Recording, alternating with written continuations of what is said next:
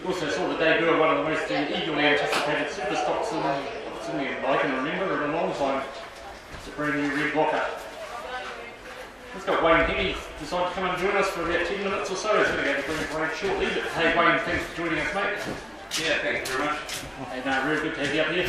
Let's go have a bit of a chat about the new car and about how it came about, etc. We'll go back a bit. You used to be a Wellington driver. A bit of stuff coming back here, or are you enjoying coming back?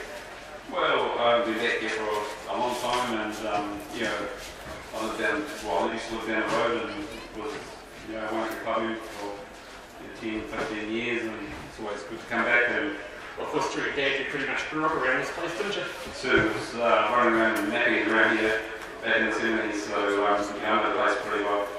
So Doug, your dad, he's been a big influence on your career? I certainly a huge influence, and yeah, today he's still helping me and turns up every weekend, every night, and does the car, and he just loves it, and we just do it as a family, so yeah, we just have fun. And that's the great thing about the sport, is it's about families. I mean, your wife Rachel and your 2 kids, they're all a part of the team, aren't they?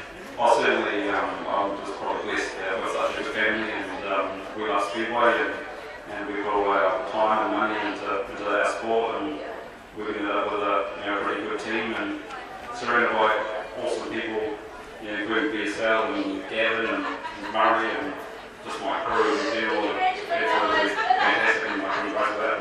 Hey, that's excellent. Yeah, a lot of drivers say that the family, the whole thing, the crew becomes family, the whole thing's just a real family environment, and it's real good.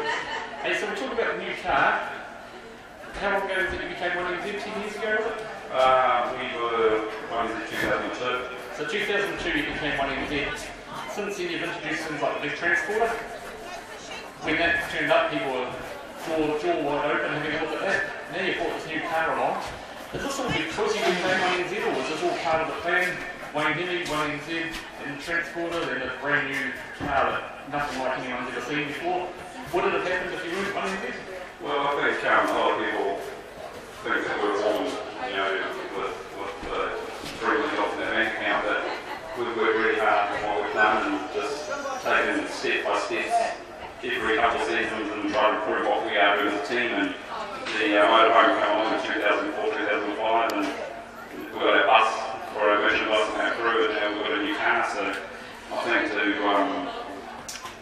get what we have, it takes a lot of time. You can't just go and buy it in 1 year, it's just far too expensive. So if you had never become one MZ, this would still happen?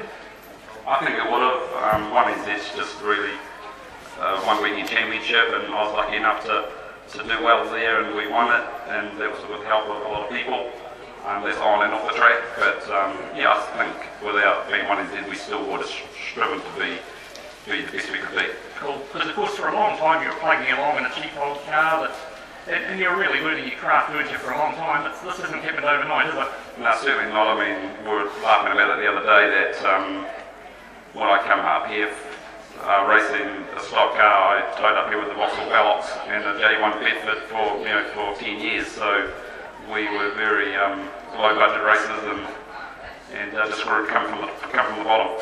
Yeah, no, hey, that's excellent, because a lot of people see you as, hey, a lot of people might not have heard of you until you became one MZ, or until a year or 2 before that, but you've been around a long time before that. So this new car, you went on to BSL, we make probably the best midgets in the business. I mean, that's a hell of a gamble to take, isn't it? It certainly is. I think there's a few disappointed people with what I've done. You know, I'm good friends with Tony Mack and Gord that have helped me along my journey, and I just felt if we wanted to improve what we were doing, we couldn't race one of their cars. We had to go and do something different, and certainly BSL opened their doors up to us, and I think the timing was perfect for us, and I just think it's a huge step forward, just not for Wayne Hemi, but for super stocks in the future. So you approached BSL, you said build me a stock car that looks like a midget, basically. Handles like a midget, those things, they're just demons on dirt, aren't they? Oh, certainly are. I'm going to find out in February, because BSL have given me a drivable midget up at Western Springs. So, like last night was our first night we were on the track, and we've still got teething problems, and it's going to take us at least 2 or 3 weeks to get the car up to the speed where I want it, and obviously we are striving to even push the boundary and have the best super stock we can. So okay, talking to Wayne Hemi, the 591P car, the red locker, for people that haven't been to Speedway for a long time, they won't miss that car when it comes on the track. Tell me about last night. The first race, you seemed to do real well in the first 2 or 3 laps. You made up the 4, 5, 6 positions, and then they seemed to pick you off one by one after that. Was there a problem with setup? Was it just the wet track? What was the problem? Well, we've got a slight problem, and I think we're going to be carrying it today, is that the brakes aren't doing exactly what I want them to do, so my speed is getting scrubbed off a little bit. So the track last night was pretty rough, so I was getting pushed out in the marbles a little bit, so we lost a little bit of ground there, but it's just a matter of learning how to drive this car. It's a totally different beast compared to what I had. So your braking points are completely different, the way it approaches the corner is different? It certainly is. I'm blessed today because BSL were at Western Springs last night. We were with Michael Pickens, and they heard that I qualified, and they all jumped on the aeroplane this morning and flew down here to support me, and they're working on the car over here in the pits, and they're helping me learn the car and learn how to drive the car a midget style properly. So it's just a bit of a learning curve for myself. So we think we'll get up to speed soon enough. So forgive me if I'm wrong, but generally in the super stock and stock cars, setting up the front end is really important. But your one seems to almost be back end. Is that right, or am I completely wrong? Well, when I look at it going down the straights, the back end seems a lot lower. Is that just my eyes or what? Well, it is. I mean, we've changed the complete setup package completely opposite of what I'm used to. So the car is completely different to drive, and it's set up more like a midget rather than a super stock. So we've got to drive them different as well. So if you see me climbing over the walls tonight, I've got it wrong. Hey, we hope we don't see that, because I can actually remember what happened to you in the Grand Prix era of that DSIU about 4 years ago, 5 years ago maybe? Yeah, that was probably 5 years ago, and I cartwheeled it twice that night down on the corners, but yeah, that was all done. That was the last time I was actually racing at Marua, so fond memories. So okay, so you turned your first race laps last night. How many laps have you turned before, like at Ohakia? It means when you practice tracks, have you... No, that was the first laps you'd actually turned? Last night was the first laps I've turned in that car, so... That's pretty incredible, because I mean, later on in the night, it was looking $1 million really, wasn't it? Yeah, it was looking $1 million, but I think I've got some lucky brakes, and we've got a really good Courtney race engine in it, so at the end of the day, the car's new, but my engine and my engine transplant isn't, so I know my engine power band, and so we've got a good combination. Hey, that's excellent. Hey, let's just talk just quickly about racing the championship like this. You know all the guys out there, you might not like them all, but you do know them all. I see you talking from Malcolm Nartai, who must be one of your biggest rivals tonight. What's the atmosphere like in the pits, particularly before third heat? You might both be up on points, do you ignore each other, do you talk tactics, what happens?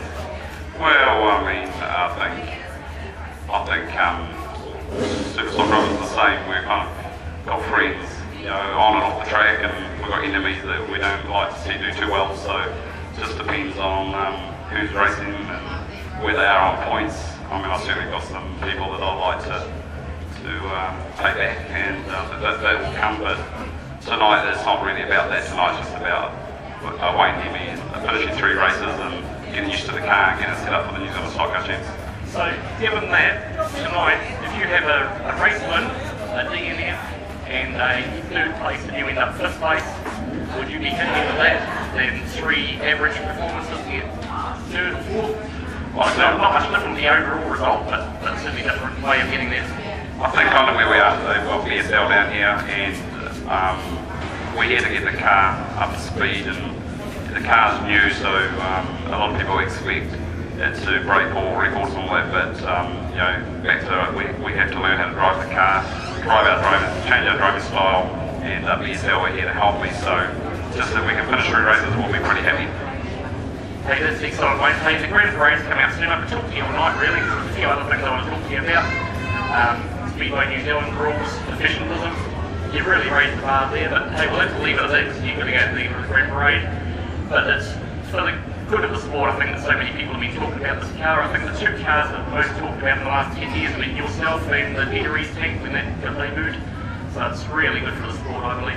Yeah, it certainly is, and yeah, we're trying to lift the bar, just not with the car, but the whole team with their merchandise, and yeah, and also my attitude. Sometimes I get a bit trigger heavy, but I just got to learn to count these emotions and check me. Maybe with the hunger on the tree. Exactly. Hey, really good to talk to you, mate. Have a big round of applause to Wayne Hemi. Thanks, guys, and just good luck to all the super stock riders tonight.